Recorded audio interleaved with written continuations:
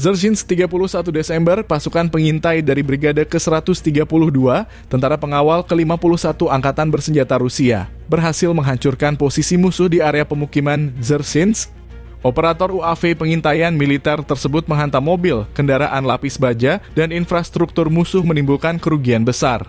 Keberhasilan ini menunjukkan efektivitas operasi pasukan Rusia di wilayah.